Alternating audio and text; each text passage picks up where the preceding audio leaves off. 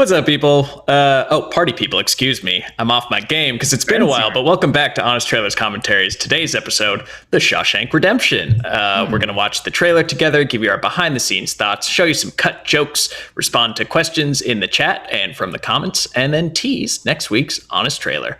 With me, as always, Joe Starr and Lon Harris. Thank you, boys. Hello, very excited to be here. Talk about IMDb's greatest movie of all time. Greatest movie ever. That's crazy, I guess that it's held that spot for so long now. Like, you would think it would shuffle over time. Like a whole generation has passed. But has that I think that there's probably a generation that's more into logging into IMDb and ranking movies, and that's probably men of a certain age. The Zoomers. Yes. So that's the thing, is like, this is I think unimpeachably good movie. It's just so good, but is it the best movie ever made? Not in my opinion, but I think it's the most hard movie to dislike, which probably is why it's number one on IMDb. Because like nobody hates Shawshank. I don't know if that's. I mean, let me post a disclaimer first. I love Shawshank Redemption. I have since I first saw it on video because nobody went and saw it in the theater. They didn't really let us know about it. But having said that, I don't think it's like unimpeachable. Like, it is kind of hokey. Like, it wasn't. I don't think it's a perfect film. I do think there are things you could pick on, which is why it's so fascinating to me that it's like above all of the other things you'd think of as being like beloved iconic classics. Like the fact that like a Lord of the Rings movie or like Empire Strikes Back isn't number one is like pretty crazy. Yeah. Yeah, go ahead, Joe. I think Shawshank is number one and has stolen the hearts of so many, because we get into the trailer, but it gives men permission to cry. And I also think that might be an indictment on pop culture that that many things have to happen to a character in a film for men to cry at a movie. That's interesting. I mean, I think it's the character of Andy Dufresne he's not unique in narratives in general, but I think in like big Hollywood movies of like just the stoic, long-suffering, quiet hero. Like, you don't get too many of those. And I think like a certain type of nerd can maybe identify more with a guy whose superpower is patience rather than a guy with like an 8-pack who can jump over a building. Like, oh, I feel like I can really identify with that guy who's locked up and slowly picking his way out of this like dead end situation. I think that probably strikes a chord with people these days more so than like, I could be Thor. Yeah, I can't be Thor, but I can wallflower and persevere. Yes, I can just suck enough shit that I'll eventually have a nice Mexican vacation. Yeah, I mean, to your point, though, it is a very conventional power fantasy kind of story still, even though it is told in this more, it's not a superhero movie. It's told in this more like realistic, everyday way. But Andy Dufresne, in his own way, is this like ultimate underdog, like all the chips are stacked against him. We get to explore his suffering, this incredible like dark pit in which he's been placed, and yet he still manages to like Rocky it at the end and like overcome all of these obstacles. Well, it's interesting that he's like able win to out. use. There's all of that, and he's able to use his talents and his hobbies to like get through it. And in that way, he's a lot like the protagonist from Ready Player One. God damn it! Is he a Gunter, Joe? Are you saying he's a Gunter? Was he the first Gunter? Fuck you. It's like, can you get me a poster of Rita Hayworth? She was a popular actress in the 50s who made Gilda. God, I want to see this movie remade in the Oasis. I'm going to throw this out there. I didn't have a whole lot of hope for this year. I just got an F-bomb out of Spencer right out the gate. I feel a little better about 2021 now. All right, yeah. I mean, any digs at Ready Player 1 or 2 will really get me. One more thing about this, I think that like we all know Stephen King as a writer is so great with like lived in details and like building out these three-dimensional, like fleshed out, likable, charismatic characters. And almost always in his stories, he creates those characters and then plunges them into some kind of nightmare scenario. And then that's what the story becomes about. Like, they got to get away from this crazy psychotic clown. But in this one, we get to just live with those characters and the horror never arrives. And I think that's another thing that's really appealing about this story. Like, it's almost like maybe Stephen King should do more where it doesn't end up like apocalyptic on fight the back of a giant fight turtle. the ghosts, but just like let us hang out and spend time with Stephen King's charming characters. Yeah. I would definitely love The Stand a lot more if after the apocalypse it was just about the people in that little town dealing with stuff. And have you been, not to diverge too much, but have you been watching the CBS All Access miniseries? I just can't. I just don't like that book, so I just can't do it to myself. Because that's what I was going to say. When it's just the characters, we get to just spend time with them, like setting up Boulder and hanging out. It's great. When it's Alexander Skarsgård and the Randall Flagg stuff in Vegas, it's like, boo boy. So it's almost perfectly making our point right now. Interesting. All right. Well, let's dive into the honest trailer for The Shawshank Redemption.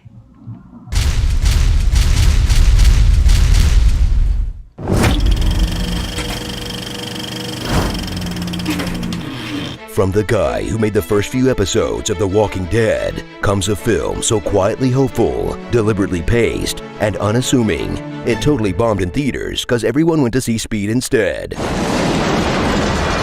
I mean, that's awesome. What even is The Shawshank Redemption? Sounds like a Southern wrestler's finishing move. And look at this. Oh my God. So pause. The Shawshank. Yeah, I think this is just a case of a bad title for why it didn't do as well as it could have. I mean, we make the joke, but like, what the hell are they talking about? Whereas Speed, it's about the bus that couldn't slow down. Yeah. It's right there. It's so sad, though. It's a tough sell. I mean, I like you're not wrong. It's a weird title, and it makes the movie sound like homework when it's not. But it's a tough. I get how if you were a marketing person, you might be like, well, this is great, but I don't know how to get people excited about 3 hours of Morgan Freeman and Tim Robbins in 50s prison. You know, like it's 50s prison would have been a better title. 50s prison would have been a good title. I don't remember which one we used. I had like 5, I thought, pretty solid fake titles for this one. I don't remember which one we ended up going with. Probably not even one of mine. Well, it'll be in the deleted scenes. We won't spoil it. But yeah. Okay, keep going. The Shawshank Redemption. Check out number 1 on IMDb's top 250 films list, because the users on that site have barely seen 250 films between them. That's nevertheless a Forrest masterpiece Gump number 14. that gave dudes Congratulations. everywhere permission to cry their eyes out, and lets every tough guy pretend they do time with the quiet dignity of Andy Dufresne, when in reality, they'd be the first fish to crack, then narc on red for a pack of cigs. Officer, that kindly old man tried to give me a rock hammer. I think he's gang affiliated. You gotta get me out of here. Pause. So what are your guys' federal prison survival strategies? Oh, wow. I did not prepare an answer for that. You go find the toughest, most badass guy in the yard, and then you beat him at chess, and everybody likes you. That's my understanding. Look, Spencer, I know my value. I'm gonna make friends and hope they take care of me. I'm one step above a rolled up towel with lotion inside. But let's be honest, that's where I am in the pecking order. I feel like maybe I could try to join like the Latin Kings. Like I got a big bushy beard. They might go for it. I've got Rachel Dolezal your way into I've got some conversational Spanish. It's worth a shot. It's worth Shia a LaBeouf shot. and the tax is what collector. I'm saying. All right, that's something to marinate on. Well, the Aryan Brotherhood, it's no good. They're not accepting this. So I got to come up with something. Travel back to a time when the prison system locked up innocent men for life, subjected them to physical and sexual abuse, and was more interested in profit than rehabilitation. I need this new highway contract. Wait, how's that different from now? Oh, right. Right. And meet Andy Dufresne, the biggest dork in Shawshank history. And we mean big, as Tim Robbins hides his NBA-level height to make his ass look kickable. He'll spend his life sentence carving chess sets, listening to opera, doing taxes, and correcting people's grammar. Don't read so good. You don't read. Pause. I mean, first of all, setting aside the fact that we all think he, there's probably killed his wife. How insufferable must this guy have been outside of the joint? Because it's like this guy plus anger issues and a drinking problem. Like, no wonder she was cheating. I mean, there is still that's true that like he didn't do the crime. So like he's not guilty of the thing he was convicted of. Wait, but he was are we sure? Are we sure? I think Well, he did the crime. we're fairly sure. The other guy, I trust the younger guy who says that he had a cellmate who basically confessed to the crime without even knowing. Yeah, that guy wanted to endear himself to Tim. I mean, I don't think it's open he's got and shut. 8 bullets in his revolver in the flashback, and they got shot 8 times. Well, that's what I was saying. Is even if you believe that he didn't do the main crime, he was outside his wife's house drinking with a loaded gun. Like it's on the bubble. Like he shouldn't have even been there in the first place. Like maybe not a great guy. Like maybe not a murderer. Could have just filed for divorce and moved on. It's not. It's like you shouldn't have. You may not have done it, but that was a judgment. I have my doubts. And that's the interesting, the challenge about Shawshank Redemption for me is this journey, even before that scene, this journey of following this guy where the movie's already very ambiguous about whether or not he did it. And so like asking an audience to go, you know what, this guy might have killed his wife, but pause that in your brain. He's going to carve some chess pieces and make some friends. Like, it's an interesting challenge that the journey sort of puts us on. I think that might be the weird dark that Stephen King slips in instead of the clown, is expecting his audience to go on this journey with a convicted murderer. It is interesting, and I almost wish they either committed to that the whole time, that the narratively they want you to be unsure if he's an innocent man or not, because I think Lon, like the movie wants you to think that he's innocent when they have that reveal and he's totally unjustly in there. Right. But, well, because again, it wants to earn the Rocky ending. Like it wants to earn the underdog triumph, and you can't be as delighted for him. Like Red, it's okay because he's made peace. Like he's admitted what he did, and he's reformed, and he's a changed person. So we like him having a happy ending. But in order to earn that Andy Dufresne on the beach with the boat, it has to give us no, he didn't do it, because it doesn't want us to cheer in that way for the murderer. Yeah, but I agree with you. It's a more interesting shaded thing if you maybe still have that moment, but we're unsure if Andy's a murderer or not. I wish they'd just done Cameron Poe and Con Air with him just like murking a bunch of people in the parking lot of a bar, like out of self-defense, and then he has the world's worst lawyer not defend him at all. I'm gonna take you to Zewatenejo. Put the chess pieces back in the box. You were saying something, Joe, or should we keep going? No, we can keep. It was just belaboring the point of like, I think there's something interesting of, because I'm a person who's like, I don't believe that guy when that guy's like, oh yeah, I was in a cell with a dude and he said a thing. I do think it's interesting that maybe what Shawshank Redemption is about a system that's so bad that you can even, as a human being, you're supposed to even want like this guy out, like it's even too inhumane for this murderer is interesting to me. But it's a lot to expect of an audience. That's what I got out of my second view. Watching this as a kid, when I was 8 and watching Shawshank on a regular basis, you're always just you buy into the human drama and the emotional journey and all that stuff and the friendship and the ultimate redemption. But on my second view, especially for this, I was like, man, there's some really challenging stuff in here if you aren't sure that he's innocent. That's all. Yep. All right, keep going. Don't read so good. You don't read so well. That all helped to cover for his escape plan, because no sane guard wants to do a deep search of the prison mathlete spanked in. Ew. There's a lot of back and forth over the right sound effects used there. To play a grandfather, but young enough to date This was my favorite. Oh yeah, let's get into this. All time was just notes between Kevin, our incredible editor, and Spencer, where Spencer was really trying to get the timing and the right splurt sound effect of a good splurt. That's comedy, really. Like to pick it up, like if that's what this show is about, giving people the insight into how honest trailers happen. Like that's the process. And sometimes you need the exact right sound at the right moment to sell the I joke. have never seen the word splurt typed so many times. All right, let me just put splurt into my emails. Okay, only one thread, which is good. Okay. At minute 148, is that splurt noise mixed with the gravel audio? I just want to hear the splurt and one with some nice bass to it. Kevin writes, yeah, I mixed the two audios, and it's the only squirt sound I could find in our library. He doesn't respect the splurt. And then I had him buy one from a sound effects library called Pond 5.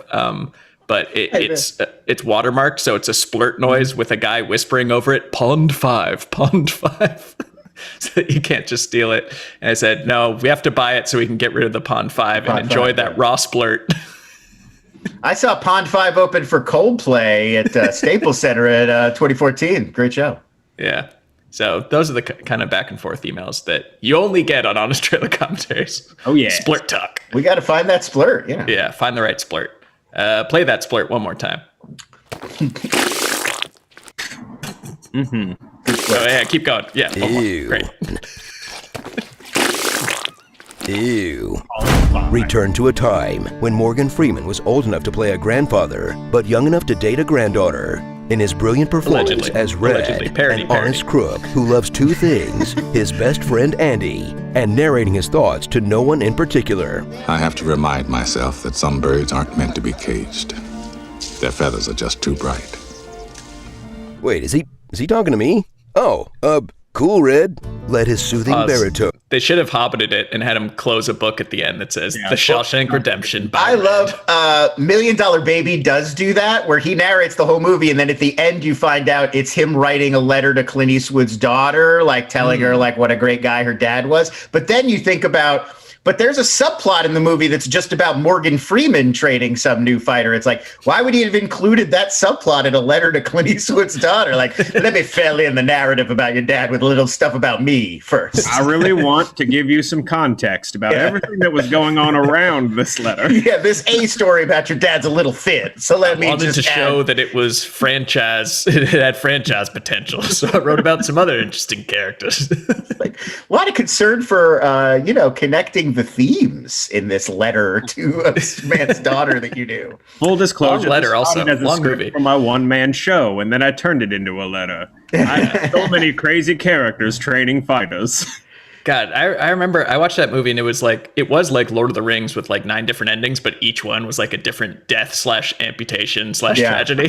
Just kept piling it on. Pretty grim in that movie. But it's you couldn't really do that in Shawshank. Like you couldn't end it in Zewatanejo and Andy's working on a boat in the distance and Red's writing a letter because there's like no other characters in the movie. Like who's he writing to? The warden's dead. He puts the letter in a bottle and just throws it into the ocean. It's going to William Sadler, who's like the one guy who's still back at Shawshank, but he can't read it because he's a redneck. Sequel. All right, keep going. Let his soothing baritone turn a terrible story full of rape and murder into a poignant story full of rape and murder. Prison is no fairy tale world. He never said who did it, but we all knew. That ends up feeling like a Greek tragedy told entirely through ASMR videos. I hope I can make it across the border. I hope to see my friend and shake his hand. I hope the Pacific is as blue as it has been in my dreams. I hope. If you start scraping a hairbrush, I'm just gonna pass right out. Pause. So was Lon, you'll probably know this. Like, did Morgan Freeman start acting in his 60s? Because I cannot picture him as anything other than a grandpa. No, he was older. Like, I think he was not like a very young man when he first got into movies. Like, he did a lot of like stage stuff, I want to say, as a younger guy. But like Street Smarts, like his early stuff was like the 80s, like early 80s, mid 80s. Yeah. He so did like, he's been around. In the 70s, he did a Listerine commercial. Right. Okay. That's the earliest thing I know of with Morgan Freeman in it. Where he's like, yeah, but like he didn't. That means it's working. He didn't start to get like more famous and like acclaimed until later in his life, for sure. Just young Morgan Freeman sounds like an oxymoron to me. Like, I can't picture it. Because even like Glory, like he's among the older soldiers in the company in Glory, and that was like one of his big breakthrough roles, as I can recall. I think. He was on what, Electric Company? That was the 70s, right? Yeah. There you go. he's so interesting to me. I think this movie really highlights the utility use for Morgan Freeman. He's almost like a Tom Hanks, where like the movie Big doesn't work without the charisma of Tom Hanks, because without that, it's creepy.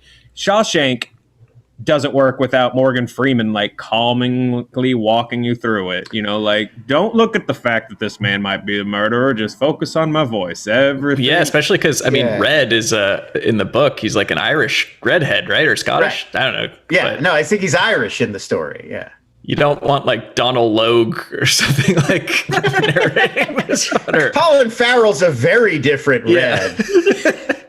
Oh God, like Colin Farrell, like a coked up Colin Farrell doing this narration instead of oh my God, like Brendan Gleeson. That's what I was thinking of. That'd be amazing. I actually want to see that now. That's I mean, he's great. He could do anything. He's amazing. But like, no, I mean, in some ways, it's Red's story. I mean, I think like that's what's so compelling. It's so well done about it. I think in a lot of ways is that we're following the up and down of Andy Dufresne's narrative, but by the end, we've almost gotten to know Red better than Andy. Red's the one who changes. He's the one who's redeemed. I mean, it's like a Superman redemption story. It's like Superman's except for the Snyderverse. Like Superman is the beacon of light and purity that like inspires everybody else to live up to his example. Or sometimes he just snaps people's neck. Whatever, it's cool. Ka-cha! He's got to learn, Lon. Listen, he only has 4 heads in his bag. It's not like Superman were real, he would kill. Just holding a bag full of a few heads. Calm down. Did you see the heads this morning? Yeah. The heads? What? Today's Bean Dad was... God damn it. Zack Snyder showed the original Old War photo of Wonder Woman before Patty Jenkins came on board. You know, the photo from World War I, it's like a plot point in Batman v Superman. Right. Yeah. He's just like holding severed heads. So originally, instead of World War I, that photo was going to depict Wonder Woman in the Crimean War, and she's standing next to a bunch of Ottoman soldiers, and she's holding a bag of presumably Russian soldiers' heads. And it's really grim, and it's like, that was going to be Wonder Woman's introduction? All right. Murderer, decapitating It looks great for a Red Sonja film, but yeah. Like decapitation? We want to imply she was decapitating people? That's for the Ottoman Empire? Well, I mean, they were on the side of like the UK and France, so like they were fighting Russia. So, in World War I, they were like kings and czars fighting over Gibraltar. This wasn't like the Nazis and the Allies here. No, it's the Crimean War is tricky to figure out like American superheroes, whose side would they be on? It's very like 19th century. We must protect the Archduke. Yeah, right. It's like, are they more concerned about the Roman Catholics or about the Eastern Orthodox Church? Like, Oh boy, that's probably for another video. All right, keep going. So dive back into the septic tank for this classic saga of one film's quest to win an Oscar, only to lose out to Forrest Gump. That was criminally underrated when it came out, because Oscar-worthy dramas are like a box of chocolates. They sound good, but you've had your fill after 2 or 3. In this genuinely great film about never giving up on your shitty pipe dream. This is a shitty pipe dreams. Because sometimes shitty pipe dreams do come true.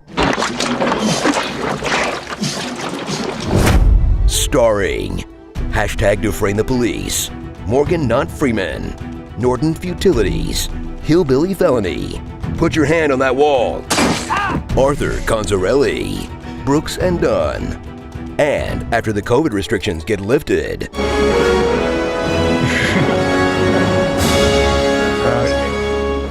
Topical. Prison Break. So, are we sure Andy didn't kill his wife? We know he was drunk outside her house with a loaded gun, 8 bullets, documented anger problems, 0 alibi, and he never shows any real sadness about her death. That's the other thing, is like, he does not seem like a guy whose wife has been murdered. I guess he already hated her and he was gonna kill her anyways. Well, right, it's specifically not an element of his journey. Like, you would think in this journey you would get like a moment where he like finds a way to forgive or put that behind it, or like or deal grieve with at all. the trauma, right? Yeah. And it never really comes up again. Not even like a locket or like a throwaway like scene of something like. But yeah, you'd think Stone Cold. It's odd. It's interesting that it's focused purely on I have been put in jail, like not my wife was murdered. It's all very Andy focused. Yeah. Well, there you have it. We got plenty more coming, but thank you guys for watching this far in the video. Hit subscribe, hit like, hit the bell so you can never miss us again. And don't miss the Fandom 5 trivia contest, which is coming back on Friday. It's all about DC movies. I think not just DCEU, the whole we're shebang. Focusing, I would say, like 80% DCEU, but we're sprinkling in. You'll get a few, Burton, Schumacher, Nolan, classic DC. Jonah Hex, Green Lantern. Yeah, like a little Richard Donner Superman might show up or something. You never know. Great. So, sign up for that. I assume that there's a link somewhere close by to where you're watching right now, and do that on Friday. Okay. Yeah, I'll get that. My bad.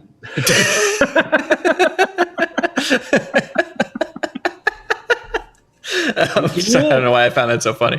All right, we have outtakes. Let's see what we cut.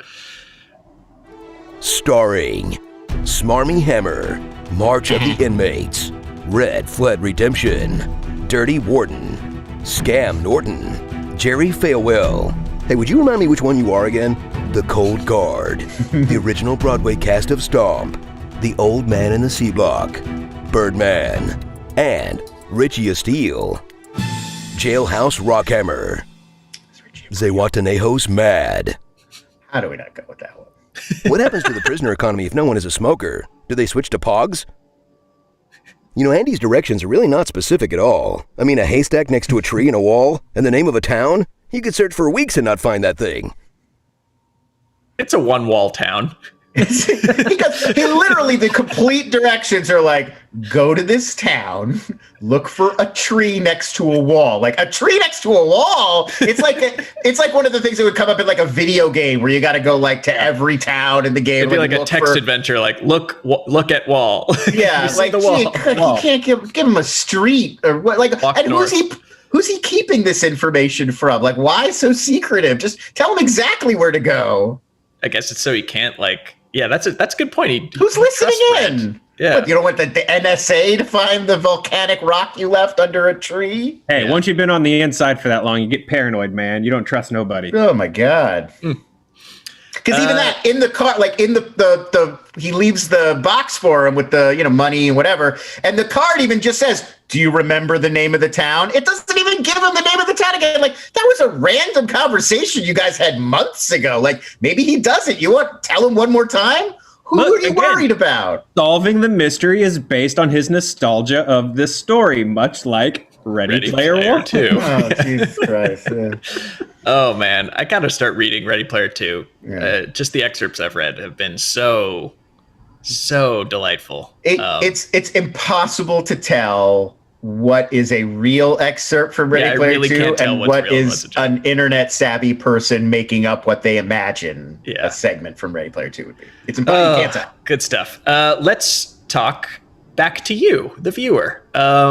Some comments and questions. Adam Hulbert writes, where does this movie rank in Morgan Freeman's humble, soothing voiceover narrations? Oh. I mean, this is near the top, obviously. I think this is throughout the number whole one. film. If we're just talking pure narration, Yeah, but I would say it's neck and neck with March of the Penguins for me. I mean, that's think he really carries that one. That's just birds. I think you got to take into account, the weight that it's lifting, because that one's challenging because it's just a bunch of birds. This one's challenging because it's a horrifying, bleak story that he's got to give you a warm hug through. These would probably be the top two. Yeah, and like, let's see. I mean, $1 Million Baby, like he's doing that. He's doing a very good job of narrating. I don't think it's as good a movie as this one. Yeah. No. But that's not on his narration. I think that's probably got to be the top three is March of the Penguins, Shawshank, and $1 Million Baby. Put that in any order you want. He doesn't narrate 7, but he does have that great beat at the very end that's very memorable where he comes in on the voiceover and gives that Hemingway quote. Yeah. All right, James Bunt writes, when they update and remake this, whose poster will cover the whole? Ooh, great question. Depending on... If it's the 90s, it's going to be like a Carmen Electra poster. Yeah, I mean, is this Pam Anderson or Carmen Electra if it was the 90s for sure. If it is Ready Player One doing a Shawshank thing, it'll be like, I noticed the Kelly LeBrock poster, who was Lisa in Weird Science, starring Anthony Michael Hall and that other guy. I feel like if it's 2020, we just go, it's just Blackpink. Just it's like his K-pop. He really his favorite K-pop group. Yeah. That'd be great. Yeah. Weird Science. Recently we watched that. Have some thoughts, but also for another video. It's odd. Can you let the guys know, Panthoroids, can you let the guys know that Clancy Brown thought they'd casted the wrong actor until the table read for the movie? He thought they'd mistaken him for another actor. Clancy Brown played the prison guard? Yeah. Put your hand on that wall. Yeah. That's Clancy Brown. I wonder why he thought they'd miscast him. He's perfect. Yeah, he's terrifying in this. Yeah. He's this massive, looming, terrifying presence. Yeah. And finally, Rob Turner asks, what poster would you have on that prison wall? Oh, now it's us. Also Blackpink. Yeah, but I based it on my own home decor. Yeah. I think I'd probably have to do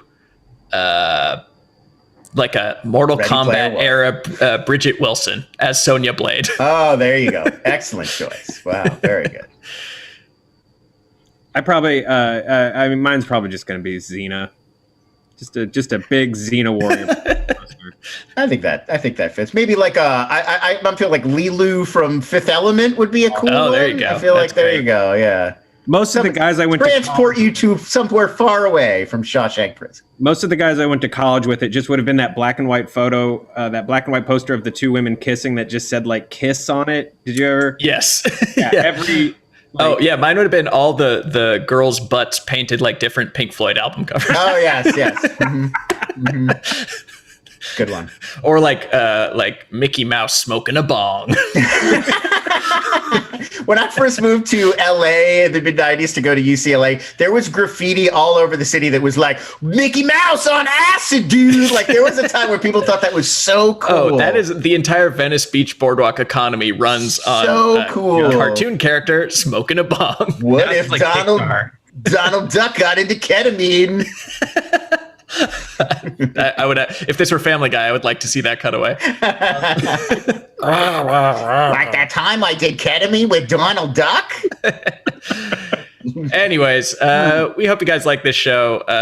Hope you come back next week where we don't know what we're doing. I was about to say, am I going to get the answer live on camera? We're trying to resolve a rights issue and question, and we'll see what we're allowed to do. I think it'll be clear what the answer was because it's either something very popular or something very obscure next week. So good luck. Good luck with that. And yeah, we hope you enjoyed this more hopeful, uplifting movie installment. Shawshank Redemption. We wanted to start off 2021 with something positive and redeeming. It's right in there in the title. So because we hope this is a better year for Honest Trailers and for everybody. So love to you and yours. Happy New Year. Let's do it again. Happy birthday, Honest Trailers. And we'll see you next time.